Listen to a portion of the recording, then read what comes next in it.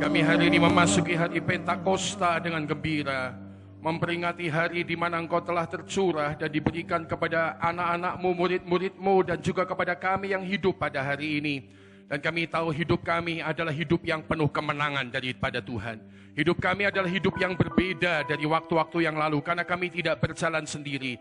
Tetapi firman-Mu berkata bahwa Engkau telah menjadi penolong dan penghibur dan pembimbing kami untuk berjalan dalam kebenaran-Mu. Hari ini sementara kami merayakan hari Pentakosta, lawat hati dan pikiran kami berkata di dalam nama Yesus. Bahan firman, sharing firman yang ada biarlah diberkati oleh kasih karunia Yesus, menjadi sesuatu yang boleh memulihkan dan memberkati kehidupan kami. Berbicaralah Tuhan kepada kami pada saat ini, sebab kami siap mendengarkan. Kami sungguh banyak-banyak mengandalkan Engkau dan pekerjaan-Mu di tengah kami. Terima kasih Tuhan. Hanya di dalam nama Yesus kami ini mengucap syukur, dan kami berdoa. Kita beri tepuk tangan kepada Dia Tuhan Roh Kudus kita. Bersama-sama kita katakan amin. Jangan duduk dulu Bapak Ibu Saudara sekalian. Salami orang kanan kiri kita, katakan selamat Pentakosta. Selamat hari Pentakosta. Orang di belakang kita, orang di depan kita, katakan selamat hari Pentakosta, hari pencurahan Roh Kudus. Jika Anda sudah melakukannya, Bapak Ibu sekarang bisa boleh duduk ya dengan sukacita. Puji nama Tuhan Yesus Kristus. Selamat pagi semua, shalom. Damai sejahtera Tuhan pasti ada dalam hidup kita. Yang sukacita katakan amin. Ya, nih saya ingin mengajak Anda untuk melanjutkan perenungan kita tentang Roh Kudus. Bersama dengan gereja Tuhan di seluruh dunia, kita merayakan hari Pentakosta atau hari pencurahan Roh Kudus. Saudara-saudara sekalian, setelah Yesus Kristus bangkit, maka selama 40 hari dia menampakkan diri kepada murid-muridnya dan menyatakan bahwa dia sudah hidup. Dan kemudian kita tahu pada hari ke-40 Yesus Kristus naik ke surga, 10 hari kemudian maka hari ke-50 atau Penta, artinya hari ke-50. Roh Kudus turun dan memenuhi saudara-saudara sekalian, murid-muridnya, dan sejak hari itu sejarah kehidupan murid-muridnya sangat diubahkan oleh Tuhan. Dan saya mau berbagi hari ini, mungkin bukan satu bahan yang baru, tapi sesuatu yang Tuhan taruh di hati saya bahwa kalau saja Anda sama saya hidup ya seperti murid-murid pada ribuan tahun yang lalu, orang-orang yang dengan mudah taat, dengan mudah mengenal tuntunan Roh Kudus di dalam hidup kita, maka Anda dan saya percaya kita bisa menjadi orang yang hidup dalam sukacita, kekuatan, bahkan kemenangan daripada Tuhan. Tapi kuncinya kita harus hidup mengenal tuntunan Roh Kudus. Nah, ini yang seringkali menjadi sebuah problem, saudara sekalian. Ada banyak di antara kita sudah hidup sekian tahun ikut Tuhan, tapi kita tidak mampu mengenal tuntunan Roh Kudus. Kita gagal-gagal, kita kalah-kalah, kita salah ngambil keputusan sehingga saudara sekalian, hidup kita yang seharusnya berjalan dalam sepenuh kemenangan Tuhan, kita mengalami yang sebaliknya. Kita tertekan, kita depresi, kita kalah.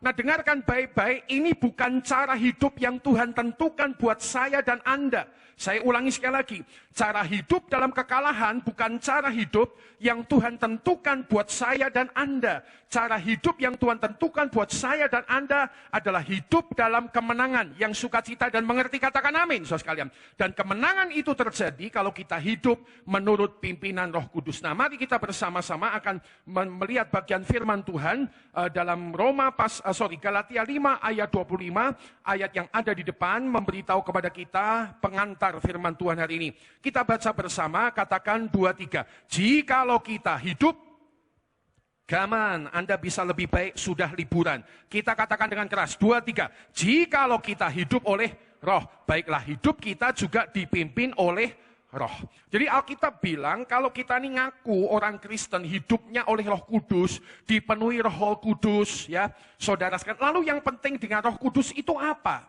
Yang penting dengan Roh Kudus itu pada akhirnya orang-orang yang hidup oleh Roh Kudus, hidupnya seharusnya juga dipimpin oleh Roh, saudara sekalian. Ya, hidupnya dipimpin oleh Roh. Nah, saudara sekalian, masalahnya dipimpin oleh Roh atau berjalan bersama dengan Roh Kudus itu akan membutuhkan satu kemampuan.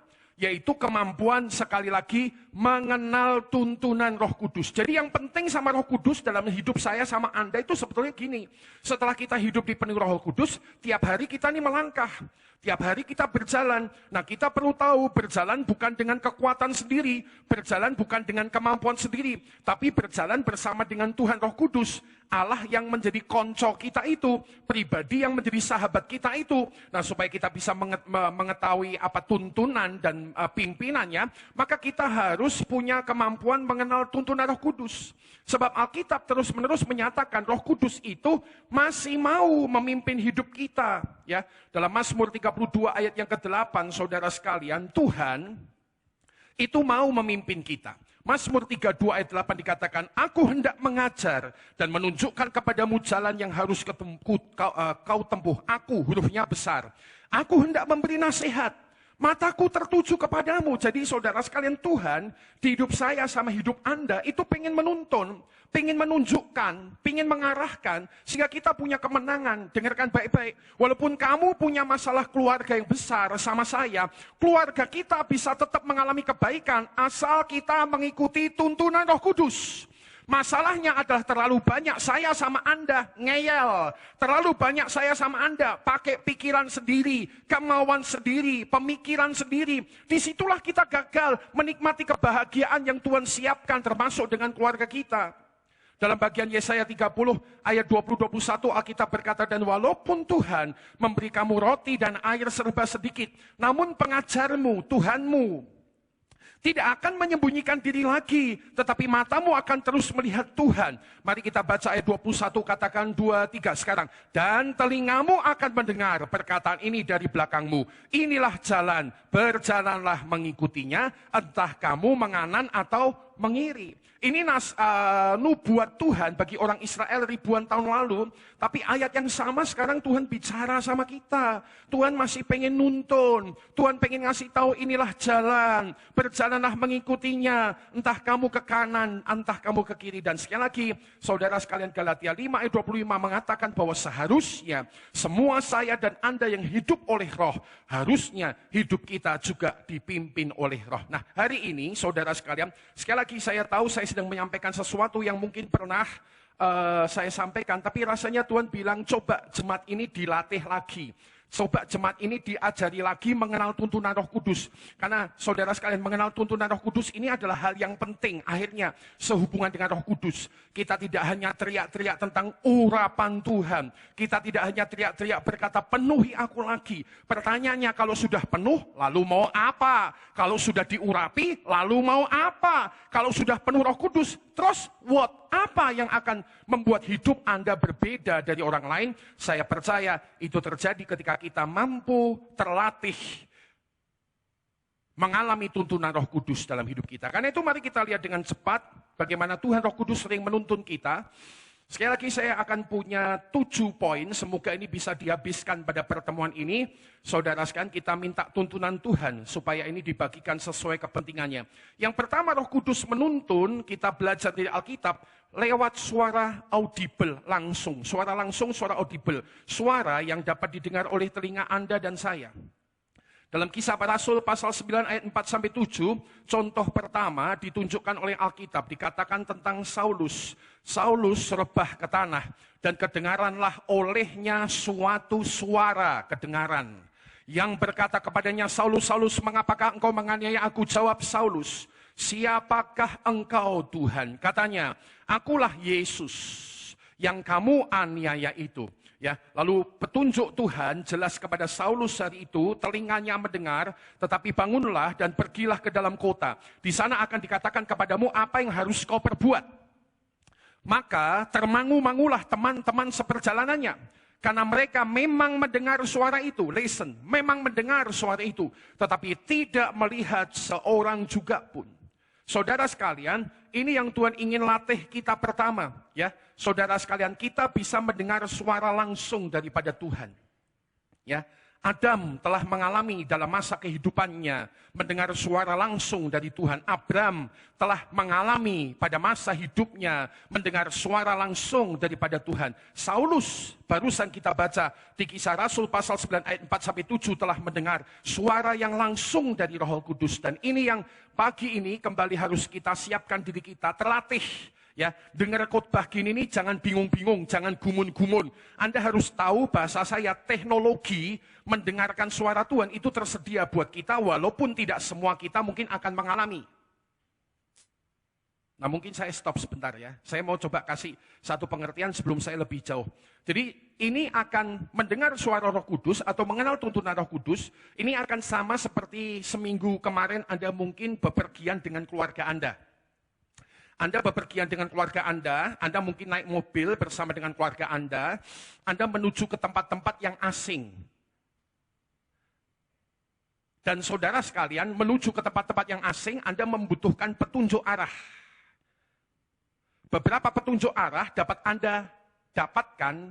Yang pertama sekarang yang paling gampang kita pakai aplikasi, ya, GPS, Global Positioning System, ya. Ya, kita punya Google, kita punya Waze. Saya dengan keluarga saya 15 orang naik mobil, kita bahasanya pakai Waze, mengandalkan Waze. Tapi kalaupun kita nggak bisa pakai Waze, kita tahu kita bisa pakai petunjuk jalan yang papan warna hijau lalu ada tulisan putih. Mungkin bahasanya Tegal lurus, Semarang kanan, Pemalang kiri. Anda bisa lihat papan itu petunjuk kedua. Petunjuk ketiga, Anda bisa pakai sistem lama saja. Buka jendela dan tanya orang yang lewat. Ya Pak, badhe tanglet. Menawi kulo badhe teng Tegal niku pundi arahe. Anda minimal punya 3 cara loh untuk tahu jalan. Ya, cara keempat yang mungkin agak jarang-jarang mungkin Anda pakai, tapi sebenarnya bisa. Beli petanya anak SD yang ada gambar-gambarnya, coba dibuka, lihat kota-kota mana yang akan Anda lewati. Karena dulu saya mengerjakan itu, saya suka traveling, saya harus tahu arah mana saya pergi. Jadi minimal kita punya 3-4 cara untuk mengetahui ke arah mana kita pergi. Nah, sama Roh Kudus juga demikian. Cara yang pertama ini, kalau Anda dengar suara langsung, lalu Anda kaget, nggak apa-apa. Karena mungkin ini bukan cara yang Tuhan atur buat Anda, tapi kita memang harus tahu bahwa cara ini masih bisa terjadi. 2 minggu yang lalu saya baca sebuah WhatsApp kisah nyata penginjilan yang ada di China. Saudara sekalian, saya lupa nama-namanya, tapi saya ingat kisahnya. Yaitu seorang penginjil di China, beberapa puluh tahun lalu ditangkap dan kemudian dilempar ke daerah dingin. Ya, dimasukkan ke penjara di daerah dingin, mungkin mendekati Siberia. Cina Utara di atas biasanya lebih dingin lagi, saudara sekalian. Ada satu daerah yang saya dengar namanya Harbin, minusnya katanya bisa sampai 47 derajat. Mungkin itu yang mendekati ke arah Siberia, Rusia di atas. Dia dibuang ke daerah dingin. Lalu penginjil ini punya istri sama 3 anak. Karena istri sama 3 anak ini merasa nggak punya siapa-siapa, jadi mereka nyusul bapaknya ke daerah dingin itu. Tapi bapaknya yang disusul di sana 3-4 bulan di penjara meninggal dunia. Lalu saudara-saudara sekalian, akhirnya putri pertama dari keluarga ini harus bangkit menyediakan makanan bagi keluarga. Jadi dia pergi kepada kepala pertambangan. Jadi itu penjara sekaligus pertambangan, saudara, tempat bapaknya ditahan. Jadi anak kecil perempuan itu bilang, Pak tolong saya dikasih kerjaan. Ya, mungkin umurnya 9-10 tahun, lalu Pak kepala pertambangan bilang, apa pekerjaan buat cewek kecil ini? Jadi kemudian dia carikan pekerjaan, gini nak, ini ada satu tombol merah. Kamu pencet, setiap kali saya bilang pencet, kamu pencet.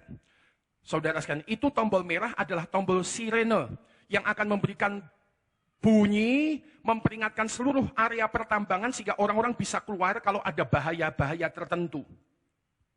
Anak kecil itu berjaga di sana. Dan dia begitu nurut sama Pak Kepala Pertambangan ini, dia hanya berdiri sepanjang hari menunggu instruksi kapan memencet tombol merah ini. Nah, ini kesaksian nyata. 2 minggu lalu saya baca dan saudara sekalian, satu kali ketika dia berdiri, tiba-tiba dia dengar pencet. Dia dengar di kupingnya, pencet tombol merah itu. Jadi dia kemudian nengok kanan kiri, nggak ada orang, dia ragu-ragu, dia diam. Tapi untuk kedua kali dia dengar pencet tombol itu.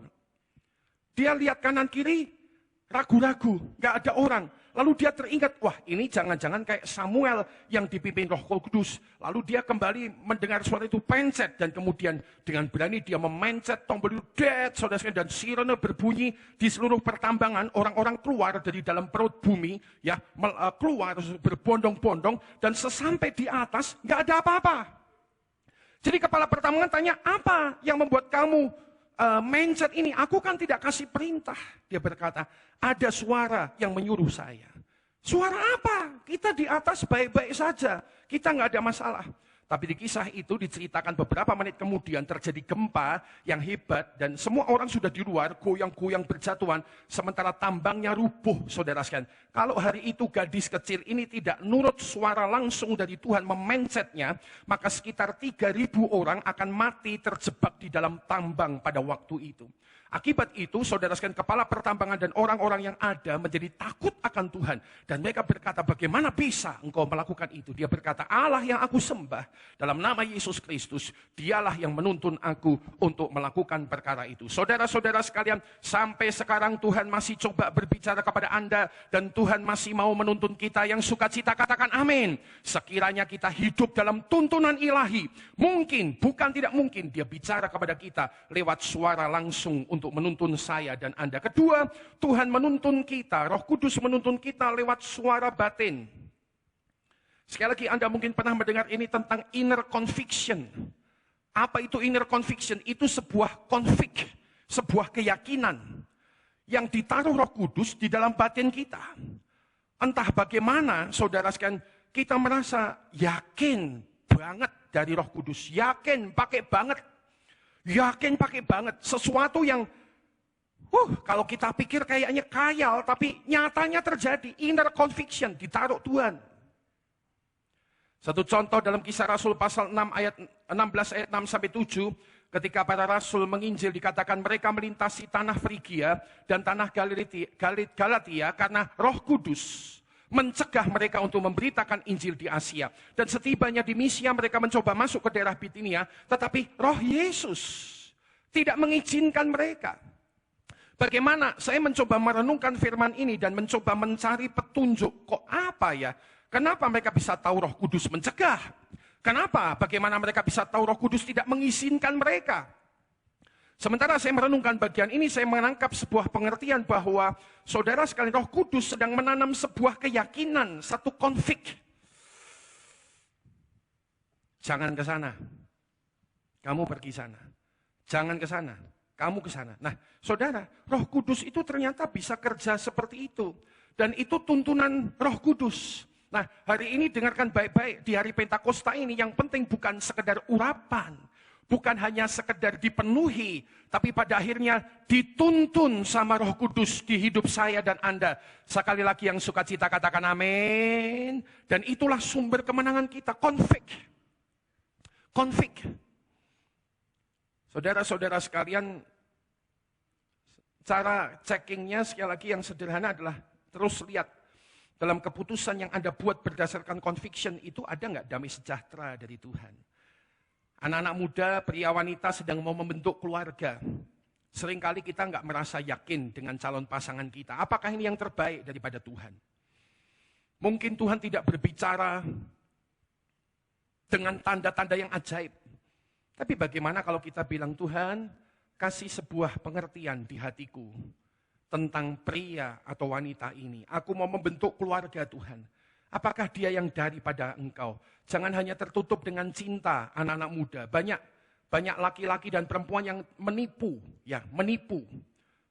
Lebaran datang pakai mobil, dipedok, jebuli mobil rental, sekalian. Kita udah kesengsem, wah wong lanang iki nggo mobilnya mobil pinjaman rental. Rental yang kemudian digadekan, duitnya dibawa lari lagi. Halo. Saudara sekalian, berapa banyak orang tertipu dengan demikian? Jangan tertipu dengan yang tampak di mata. Cari conviction. Lord, is this from you? Apakah laki atau perempuan ini orang yang Tuhan taruh di hidupku untuk membangun hidup yang lebih baik pada masa depan? Cari indikator damai sejahtera Tuhan. Saya ingat kisahnya papa mama saya. Suka mereka buat guyonan di depan saya. Mama saya itu dulu gadis memang cantik, saudara sekalian, yang naksir 2 orang. Yang pertama bapak saya namanya Li Pinkyu, saudara sekalian, Cina, Tionghoa dari Kalimantan yang miskin, sekolah hakim dan jaksa 4 tahun di Surabaya, sepatunya bolong-bolong. Ini mereka suka guyon di depan saya. Yang satu yang naksir mama saya, juragan kecap katanya, saudara sekalian. Sugih juragan kecap, masa depan penuh dengan harapan. Lalu kalau mereka guyon-guyon itu, untung mamamu milih aku jadi pendeta katanya. Saya tanya lah, mama kok enggak milih juragan kecap itu, kan mambu kedeli-kedeli lumayan lumayan. Dia bilang, enggak. Tuhan taruh di hatiku satu konflik.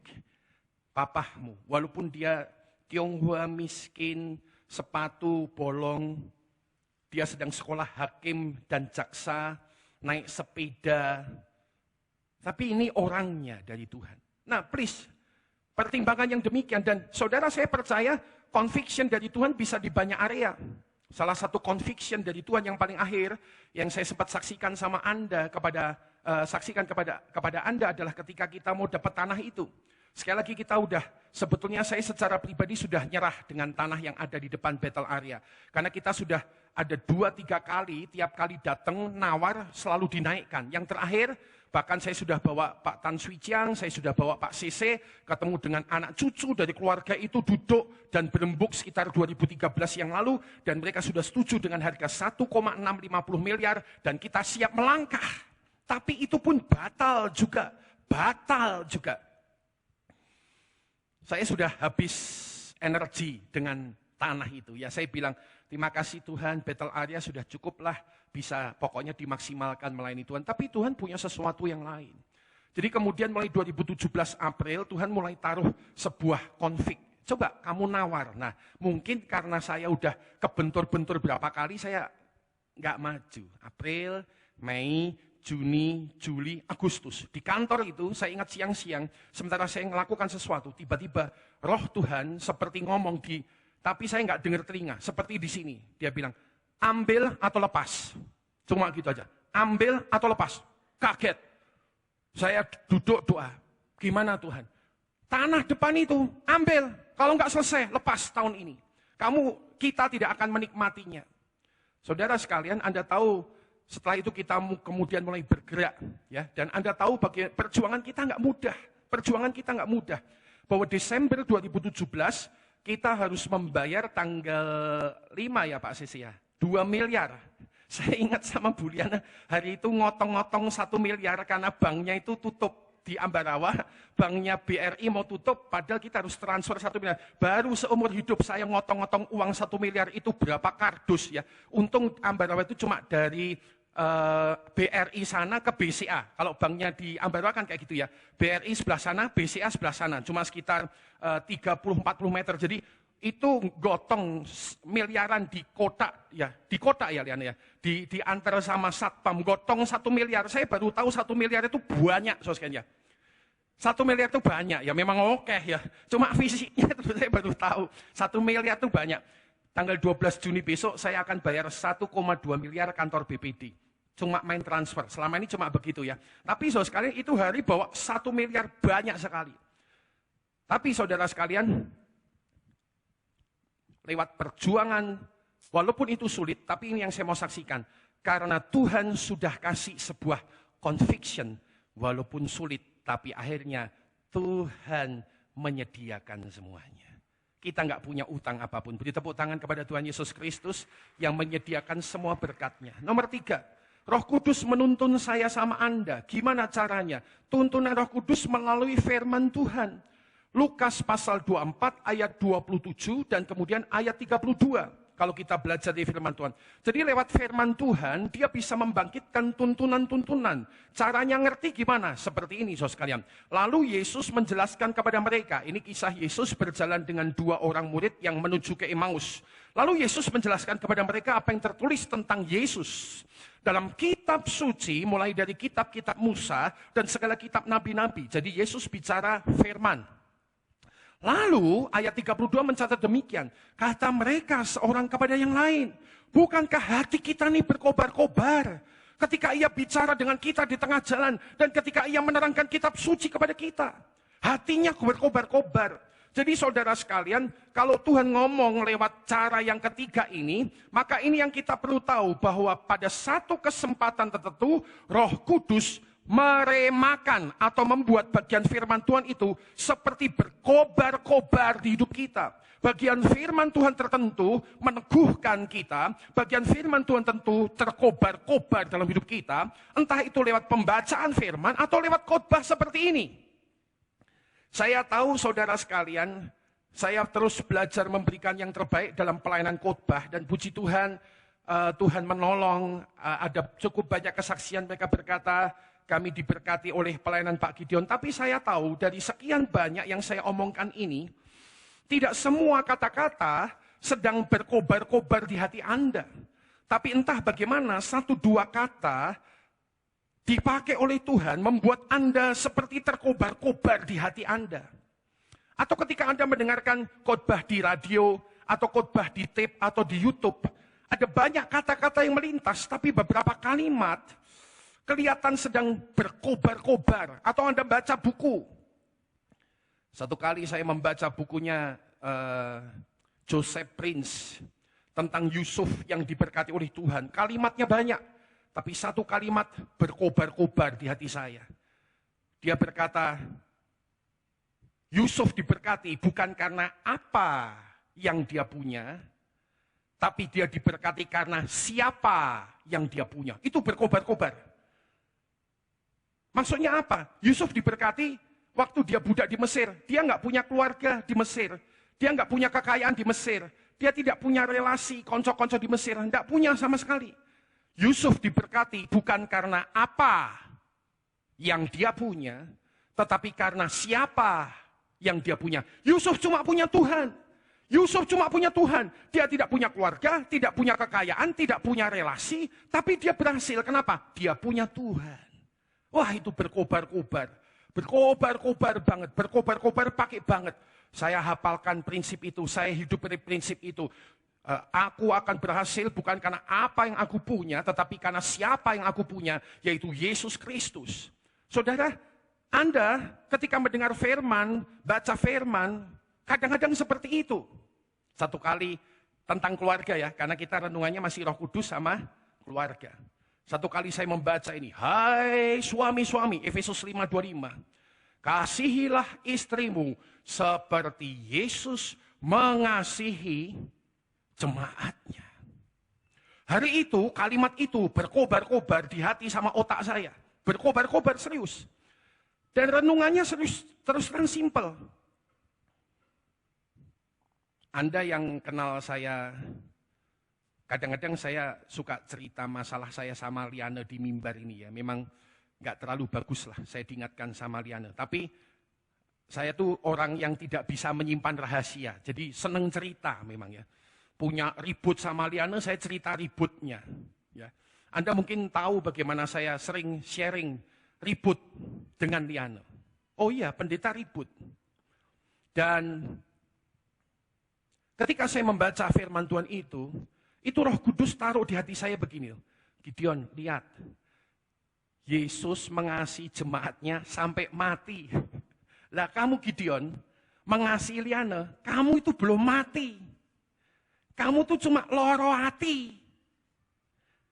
Jadi kalau kamu belum mati, kamu tetap harus mengasihi istrimu. Wah, itu berkobar-kobar. Dan itu patokan. Ada seorang yang bermasalah di sini dengan istrinya, saya bilang sama dia, aku tak sharing aja ya mbak kamu ya, Yesus ngajari aku gini, kasih istrimu seperti Yesus mengasihi jemaatnya. Yesus mengasihi jemaatnya sampai mati. Nah kamu sama aku kan belum mati, tau mengasihi istri? Belum Pak Gideon. Ning keloro-loro. Tapi tetap kasih istri. Oke. Nah saudara, itu Roh Kudus sedang merema. Nah nggak tahu buat keluarga Anda, Roh Kudus sedang meremakan apa? Anda baca banyak ayat, tapi satu ayat keluar. Satu ayat seperti diingatkan, satu ayat seperti diajarkan. Saudara sekalian, taulah Anda bahwa itu cara Tuhan menuntun saya dengan Anda. Yang keempat, Roh Kudus menuntun kita dengan peneguhan dimensi profetis. Apa maksudnya dimensi? Maksudnya cara-cara profetis. Profetis berasal dari kata prophet. Prophet artinya nabi. Berarti nabi-nabi pada zaman dulu seringkali mendapatkan petunjuk tuntunan Tuhan lewat cara-cara ini. Habis ini kita lihat apa itu dimensi profetis. Saudara sekalian, dalam kitab Kisah Para Rasul 2 ayat 17. Mari kita baca bersama-sama yuk Bapak Ibu Betel Area. Kita katakan 2, 3. Sekarang akan terjadi pada hari-hari terakhir. Demikianlah firman Allah, katakan bahwa aku akan mencurahkan rohku ke atas semua manusia. Maka anak-anakmu laki-laki dan perempuan katakan akan bernubuat. Dan teruna-terunamu akan mendapat penglihatan-penglihatan. Dan orang-orangmu yang tua akan mendapat mimpi. Dulu nabi-nabi dapat tuntunan Tuhan lewat cara ini. Nubuat, penglihatan, mimpi. Tapi sekarang perhatikan ayat di atas. Hari terakhir aku akan mencurahkan rohku ke atas semua manusia. Jadi sekarang semua Anda sama saya di ruangan ini, saya yakin banget bisa mengalami tuntunan daripada Tuhan. Dalam hal ini, lewat kita bisa bernubuat, lewat kita bisa penglihatan, lewat kita bisa mimpi. Kuncinya memang perlu latihan. Nanti sebentar lagi kita sharing tentang itu. Kisah Rasul 16 ayat 9-10 dikatakan, pada malam, ini contoh kedua, pada malam harinya tampaklah oleh Paulus suatu penglihatan. Ada seorang Makedonia berdiri di situ dan berseru kepadanya. Katanya, menyeberanglah kemari dan tolonglah kami. Jadi ini Paulus sedang sembahyang kemungkinan besar, atau Paulus mungkin sedang duduk, mungkin matanya merem, lalu tiba-tiba dia melihat gambar. Kayak film, itu namanya penglihatan. Itu bukan ngelamun kosong, bukan ngelamun ngawur. Itu penglihatan karena Roh Kudus sedang ngasih tahu Paulus. Seorang Makedonia berdiri dan berkata, menyeberanglah kemari, tolonglah kami. Setelah Paulus melihat penglihatan itu, segeralah kami mencari kesempatan untuk berangkat ke Makedonia, karena dari penglihatan itu kami menarik kesimpulan bahwa Allah telah memanggil kami untuk memberitakan Injil kepada orang-orang di sana. Jadi saudara sekalian, dimensi profetis, nubuatan, penglihatan, mimpi ini ada. Buat saya sama Anda, yang suka cita katakan amin ya. Siap-siap. Nanyanya jangan ngawur. Berarti Pak Gideon, kalau penglihatan buat beli togel bisa nggak Pak Gideon? Tunjuk. Enggak begitu. Ini bukan sesuatu yang dipakai buat kepentingan diri sendiri. Ya. Logikanya gini, kalau memang dukun-dukun yang kalau dimintai nomor togel itu titis, dia kan kaya buat diri sendiri aja nggak apa-apa, betul nggak? Sugih buat dirinya sendiri, dia beli togel sendiri. Ini bukan buat kepentingan sendiri, ini buat kepentingan yang lebih besar, pelayanan. Buat diri kita dituntun, buat saudara-saudara kita dituntun. Tapi kuncinya memang harus latihan. Nah kalau latihan itu ada jatuh, ada bangun. Ya, saya sekali lagi lihat keponakan saya Catriel waktu latihan naik sepeda. Waduh, babak bunyak. Luka kanan, luka kiri. Tapi bocah perempuan ini kendel. Ambil sepedanya lagi. Satu kali saya siang-siang sedang duduk sembahyang. Tahu-tahu saya dengar, seperti sepeda meluncur dari atas. Lalu, ya, rupanya Catriel naik sepeda gelondor. Nggak tahu ngeremnya gimana, pagar rumah kami ditabrak. Begitu brok, wah, nangis ya. Saya lari keluar, kakak papahnya lari keluar, nangis bentar.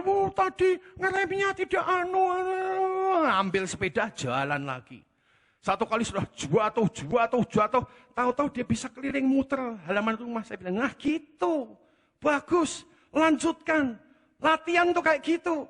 Anda mungkin bisa salah menginterpretasi penglihatan atau menerjemahkan penglihatan. Bisa. Dan bukan berarti Anda kemudian dihukum, dihajar sama. Tidak, latihan saja. Terbuka saja. Biasa sama Tuhan. Tuhan itu, dalam nama Yesus saya mau mengatakan kalimat ini penting. Tuhan itu sangat sayang sama saya dan Anda. Yang ngerti katakan amin. Sayang. Weh, dia bapak bukan jahat. Dia cinta banget, dia pengen nunjukkan bisnis apa yang baik di masa susah ini. Keputusan keuangan apa yang seharusnya Anda ambil atau tidak Anda ambil. Perjalanan seperti apa, biasa saja. Buka hatimu sama Bapa, maka engkau akan menikmati kebaikan Bapa tercurah dalam kehidupanmu. Yang kelima, Tuhan menuntun, Roh Kudus menuntun lewat saudara sekalian, perkataan-perkataan saudara seiman kita, orang-orang lain yang tentunya hidupnya sesuai dengan firman Tuhan. Filipi 2 ayat 1 sampai 2, ayat 1 berkata, jadi karena dalam Kristus ada nasihat, ada penghiburan kasih, ada persekutuan roh, ada kasih mesra, dan belas kasihan. Nah, saya mau fokus di ayat 1, dikatakan, jadi karena dalam Kristus ada nasihat. Saudara sekalian, salah satu cara Roh Kudus menuntun adalah lewat nasihat-nasihat saudara seiman kita, orang-orang yang lain. Nah, tentunya saudara sekalian, nasihat ini sesuatu yang perlu diuji. Nasihat yang tidak dimakan mentah-mentah. Dan standar ujiannya, indikator ujiannya, ini kan sama seperti Anda ya. Jadi Anda kalau ada sesuatu kan diuji. Nah, diujinya lewat apa? Dicek nasihatnya itu sesuai standar firman Tuhan apa tidak. Nasihatnya itu godly counsel, dalam artian nasihat yang Alkitab omongkan apa tidak. Contohnya, saudara, bukan tidak mungkin hari ini keluarga Anda punya masalah. Dan beberapa orang dengan hikmatnya mengatakan demikian, cerai sajalah, sudah cukup. Memang tidak mudah. Ya Pak Witian ya, kita Pak CC, hamba-hamba Tuhan itu. Kita tahu memang ada perempuan-perempuan yang disakiti suaminya. Atau suami-suami yang sedang disakiti oleh istri-istrinya. Sangat tahu. Dalam masa-masa itu, seringkali mulut kita pengen terbuka dan berkata, ceraikan saja. Paling gampang. Tapi itu bukan godly counsel. Tahukah Anda di Alkitab? Alkitab ngomong jelas. Allah membenci perceraian. Aduh. Kalau Allah tidak menyetujui nggak apa-apa. Pak, Bu. Cek Alkitabmu. Alkitabmu ngomong Allah benci. Tidak seneng. Cek Alkitabmu. Bukan Allah tidak menyarankan. Allah bilang benci. Aduh. Aku sama Pak Witian sama Pak Sese baca itu. Kita nggak berani berkata-kata yang lain, betul nggak Pak? Walaupun mungkin itu situasinya berat. Mungkin hanya beberapa situasi di mana kami mungkin memikirkan tentang, oke, kamu pisah, kalau itu membahayakan. Sudah sampai mau dibunuh, sudah mau... Itu pun dalam detik terakhir kita hamba Tuhan akan harus terus berpatok sama Alkitab. Tidak ada perceraian. Allah membenci perceraian. Itu patokan kita. Berat Pak Gideon, ya. Masalahnya kamu mau hidup pakai cara apa? Cara sendiri atau cara Tuhan? Itu pertanyaannya selalu seperti itu. Sangat mudah punya agama Kristen dan terus-menerus hidup dengan cara yang bukan Tuhan mau. Tapi Tuhan hari ini mengundang kita untuk hidup dengan cara-cara Tuhan. Makanya setiap kali ketemu dengan orang, saya sudah pahit Pak Gideon, saya sudah sakit hati, saya sudah pahit, saya mengalami luka-luka. Siapa enggak luka? Setiap kami pendeta-pendeta punya luka-luka sendiri. Tapi kami bukan menutupinya, kami mengerjakan firman. Firman Tuhan berkata, terhadap luka, adakah kesembuhan buat luka-luka di keluarga? Saya berani berkata, ada. Oh, ada Pak.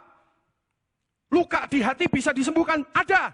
Apa Pak obatnya? Pengampunan. Kok enak men? Tahu nggak pengampunan itu sebetulnya, kata seorang berkata, pengampunan itu sebetulnya sedang membebaskan orang dari penjara. Dan orang itu adalah kamu sendiri yang mengampuni. Waktu kita ngampuni, kita ini dilepaskan dari penjara. Kita diajar tidak hidup dalam kepahitan. Waduh, bicarakan luka-lukamu. Ya. Luka-luka di keluarga itu banyak, tapi pengampunan itu memulihkan. Saya bersyukur sama Tuhan dilatih dengan Buliana, saya punya Roh Kudus, dia punya Roh Kudus, menyelesaikan masalah cepat. Kemarin aja kami punya masalah. Lucu tapi nyata. Sampai bingung, ya. Tapi sampai rumah saya duduk dan bicara lagi. Liana, ketahuilah sakit hatiku. Jadi saya bisa sakit hati ternyata ya. Dia tanya, sakit hati tau kamu? Iya. Udah tahu rumusnya, pengampunan. Oh. Tapi ya betul. Akhirnya saya mengampuni.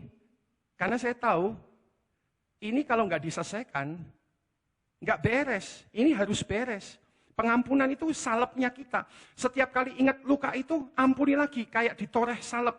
Luka kayak ditoreh salep, tambah sembuh, tambah sembuh, tambah sembuh. Maka nggak ada keluarga cerai, nggak ada keluarga yang berantakan. Keluarga bisa punya masalah, tapi keluarga bisa mengalami pemulihan dari Tuhan. Yang ngerti katakan amin, saudara sekalian. Nasihatnya, standar firman Tuhan. Yang berikutnya keenam, Roh Kudus bicara lewat pengalaman-pengalaman situasi kehidupan.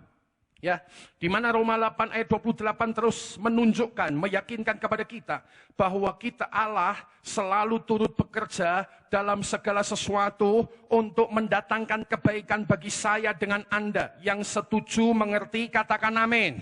Apapun yang Anda alami, settingnya Anda Allah adalah mendatangkan kebaikan. Saya ulangi sekali lagi. Apapun yang Anda alami, setting atau pengaturan Tuhan adalah untuk mendatangkan kebaikan bagi saya dan Anda yang mengasihi Tuhan.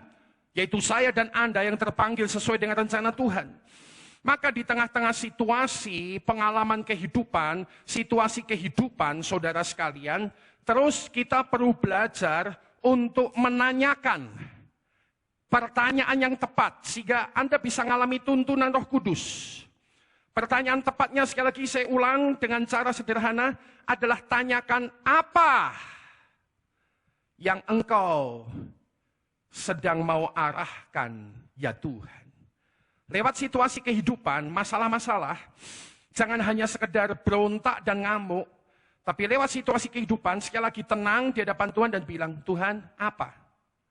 Apa Tuhan yang sedang kau coba tunjukkan sama saya? Apa? Saudara sekalian, saya sudah saksi berkali-kali, saya tidak akan saksi lagi, tapi Anda tahu bahwa beberapa waktu yang lalu saya juga sudah saksi bahwa ketika kita menanyakan apa, maka Roh Kudus menuntun lewat situasi kehidupan, pengalaman-pengalaman yang ada.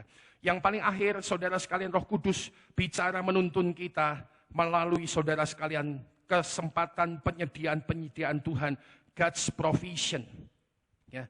Dalam Filipi pasal 4 ayat 19 kita akan mengakhiri sharing ini dengan membaca ayat ini dengan suara keras, kebaktian pagi. Kita baca sekarang, katakan 2, 3. Allahku akan memenuhi segala keperluanmu menurut kekayaan dan kemuliaannya dalam Kristus Yesus. Kalau Anda mau tahu apakah Roh Kudus menuntun Anda untuk sesuatu, lihat.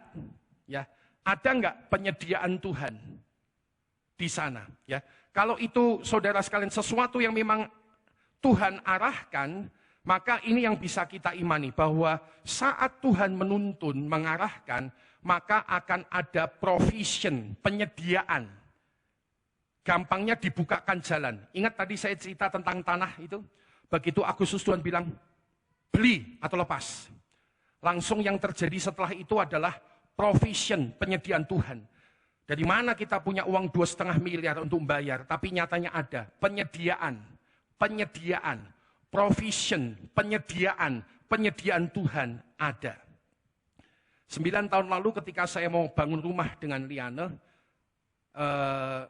secara umum kita tahu bahwa membangun rumah itu berat, butuh dana lebih, jadi kita harus ke bank, logika umum. Saya pakai logika umum. Saya pertimbangkan situasi keuangan, lalu pergi ke bank. 2 bank menolak.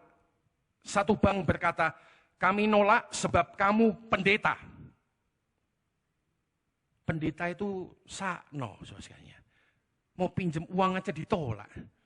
Kalau Italiana sama Alex itu pinjem langsung dikasih, itu cairnya cepat ya. Bu Swanawani cairnya cepat nih. Pendeta Gideon, tidak dicairkan, babar blas. Pergi ke bank kedua, saya tanya, ada nggak program bangun rumah? Dia lihat tampang saya, nggak tanya pendeta A, pendeta B, tapi dia bilang, nggak ada, di bank ini tidak ada program untuk bangun rumah. Sementara di stop semua. Jadi saya pikir ya sudah, nggak bisa bangun rumah. Tapi kita kan doa, Tuhan, pengen bangun rumah. Lalu satu kali duduk di depan televisi, tiba-tiba ada iklan. Iklan itu udah nggak pernah keluar lagi sekarang.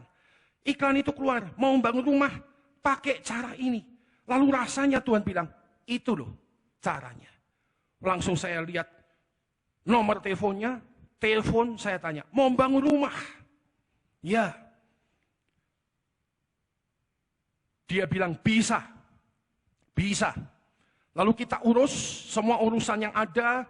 Dia tahu siapa saya, profil saya pendeta, pekerjaannya apa dan bagaimana. Dia tahu semua profilnya sudah masuk. Lalu akhirnya singkat cerita mendapatkan memang pinjaman uang dari satu bank. Yang saya ingat itu adalah bank kedua. Bank yang ketika saya datang ke sana dia bilang, nggak ada kredit bangun rumah. Itu bank yang ngasih pinjaman hampir sekian ratus juta rupiah sehingga kita bisa bangun rumah.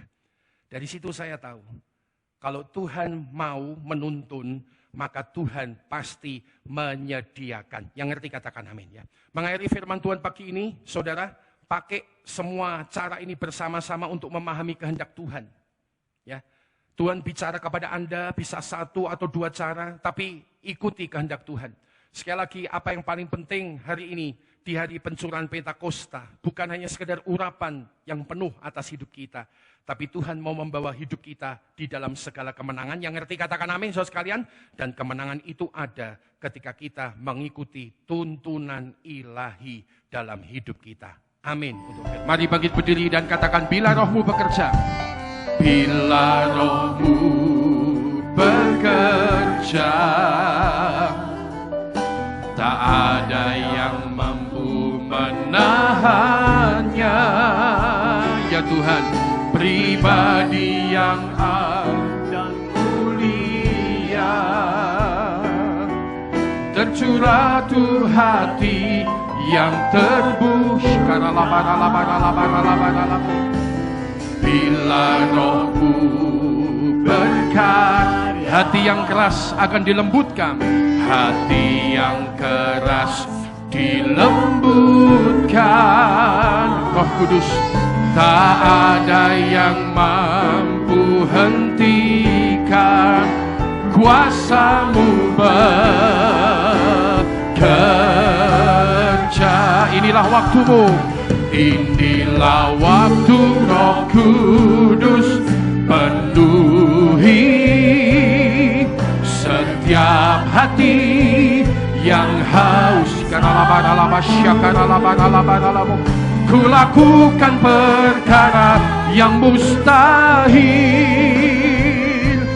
setiap hari, bergerak dengan tuntunan ilahi. Waktu-Mu Roh Kudus penuhi setiap hati. Ku lakukan perkara yang mustahil setiap hari, setiap hari,